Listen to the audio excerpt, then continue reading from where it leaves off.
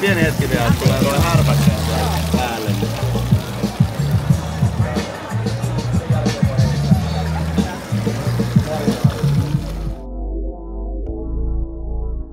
Moi, mä oon Kaisa Somerpalo, Baba Foodsin tuotekehityspäällikkö. Ja tällä hetkellä mua inspiroi kasvisruoan lisääminen Suomessa ja sitten kivat innovatiiviset tyypit. Baba Foods tunnetaan Välimeren ruuista. Meillä on falafeleja, hummuksia ja tahinismoothieta. Meillä on semmoista varsinaista uutuustuotetta, mutta mä tekisin original hummusta, Baban hummusta. Se lautasen reunalle siihen kolo ja siihen paahtopaloja ja sitten joku ehkä joku kastike ja sitten pitaleivällä sitä, niin mä tekisin semmoisen annoksen. Mun mielestä niin maailman paras asia on tofua kuutioituna ja sitten paistettuna Baban harissan kanssa. Ja nykyään mä oon myös tehnyt kuutioitu, sitten pyörittää harissan kanssa, laittaa airfryeriin, sit saa semmosia crispy baitseja ja harissa on siis valkosipuli chilitahnaa, niin sit siitä tulee ihan semmonen lempeä tulisuus ja tosi paljon erilaisia makuja. Tää on aika vaikea. Ehkä niin kun ylipäätään sellainen hyvän puhuminen toisten selän takana, niin se on musta semmonen hyvä teko, mitä pyrkii tekemään, että puhuu muista hyvää ja on semmonen hyvä tyyppi.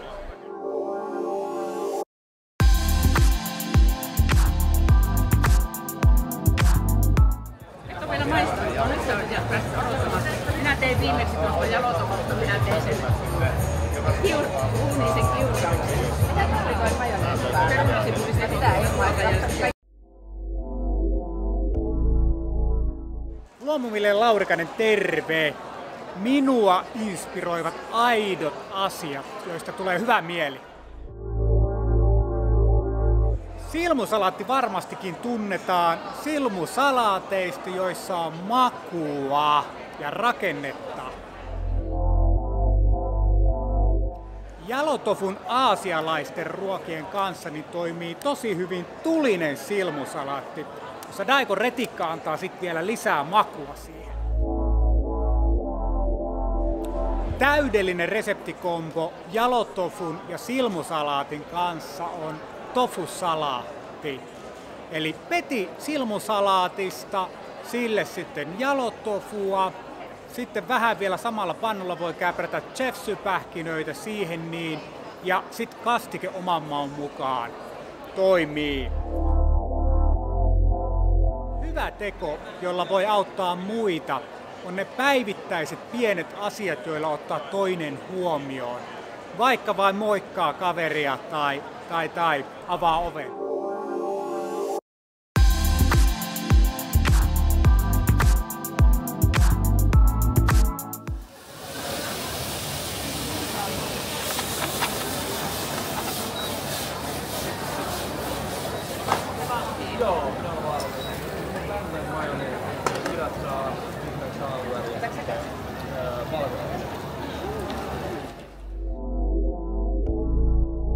Olen Sonja Volotari Fine Foodsilta, myynti- ja markkinointipäällikkö, mutta enemmän pidän ehkä itseäni tuote- ja ruokakulttuuria ja ylipäätään sellaisena ruoka-asiantuntijana.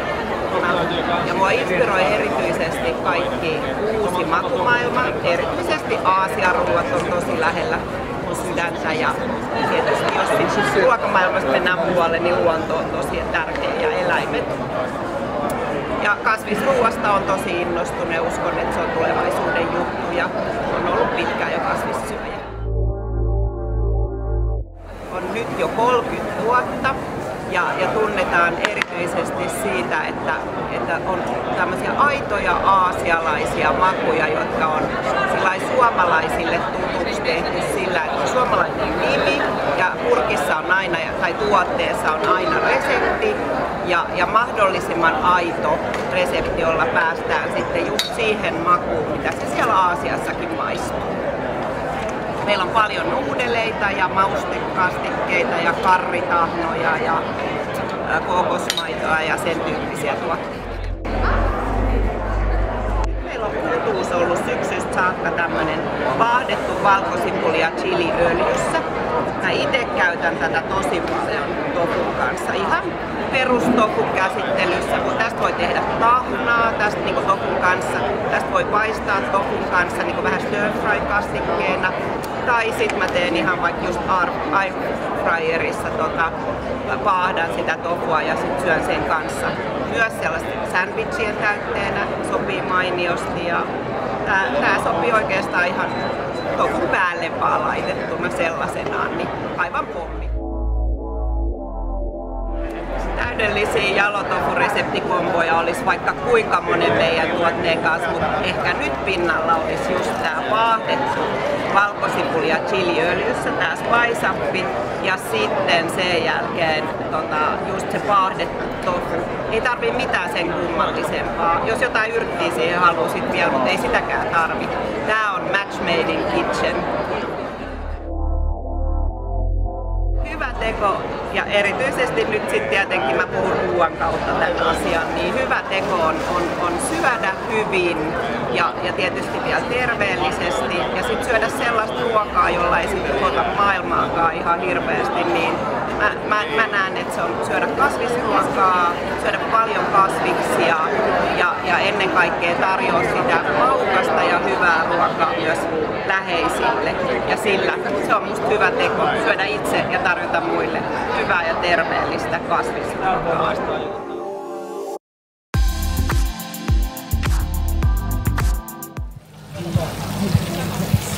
Sama tofu, mutta eri kasviksia.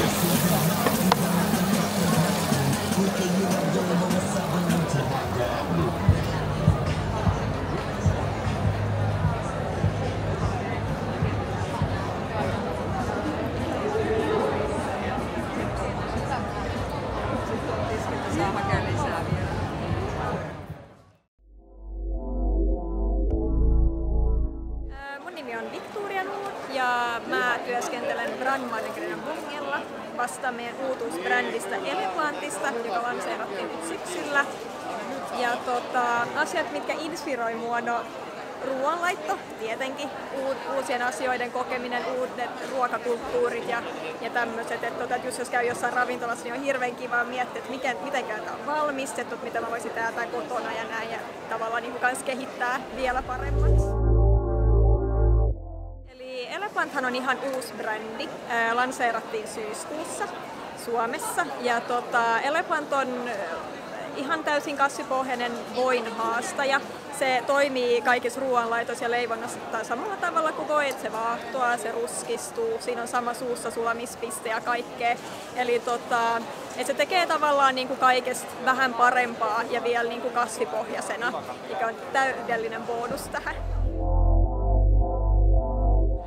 Eleplantilla on vielä vain 2 tuotetta, mutta molemmat ovat erinomaisen hyvät. Ja Aasia-tofun kanssa ottaisin tämän Eleplant-palan paistettavaksi. Eli tää vaahtoa tosi kivasti, niin tulee semmoinen ihana ruskistunut pinta, joka myös vähän niin kuin karamellisoituu. Jatkan vähän niin kuin edellistä vastausta, eli edelleen käyttäisin tätä. Sulattaisin Eleplanttia, viipaloisin Aasian tofua ja kääntäisin siinä ja sitten sen jälkeen pankossa ja sitten paistaisin vielä Eleplantissa ja kasaisin siitä sitten jonkun ihanan banh mi patongin sitten syötäväksi. Mun mielestä semmoiset pienet asiat arjessa, että niinku kohtaa jonkun tuntemattoman, että hymyilee ja niinku juttelee kivasti, että kun miettii, että sillä henkilöllä sä voit olla niin se ainut sosiaalinen kontakti koko päivän aikana, että sitä just pistää hyvän kiertämään niin hyvällä mielellä.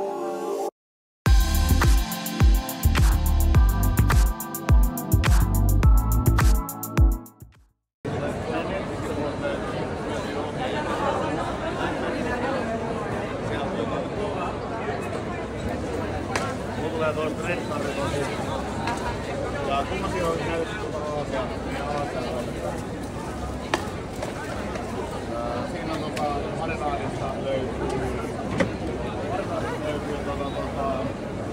japanilainen sulinapastike mirini.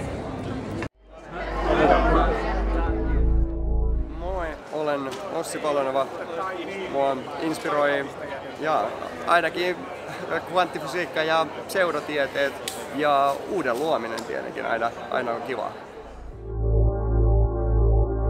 Möttönen tunnetaan tällä hetkellä tästä uutuustuotteesta kylmä tee, alkoholittomat viinit, punainen, valkoinen ja rosé, herkullinen ruokajuoma, alkoholiton ja toimii erinomaisesti myös saunan jälkeen tai terassilla. Yksi elämäni parhaimmista annoksista kokkasin sinne Taste of Helsinkiin. Se oli orvokkia, ruista ja tofua. Tofu oli siinä annoksessa varmaan 7-8 tavalla, mutta muun muassa savustettuna tämmöisen niin kuin parmesanina. Varmasti pitää nyt ensimmäiseksi maistaa tuo Aasia-versio, että mitä kaikkea siitä voi tehdä, mutta kotikokkauksessa varmasti kiinnostaa, että minkälaiset wokit ja ramenit siitä syntyy. Mutta muuten, niin kyllä kaikki uutuustuotteet ja niiden kehittäminen ja mihin kaikkea ne taipuu, niin se kiinnostaa. Tofu on monipuolinen raaka-aine, josta pystyy tekemään yhtä sun toista. Hyvä teko on tietenkin se, että auttaa koko ravintola-alaa, esimerkiksi vaikka meidän uutuustuotteella alkoholittoman juomageimin pikkusen niin upgradeauksella nostetaan koko ravintola-alan arvoa, kun saadaan myöskin otettua sieltä alkoholittoman juomatuotteen puolelta uutuustuote, millä pystytään myymään ja palvelemaan asiakasta.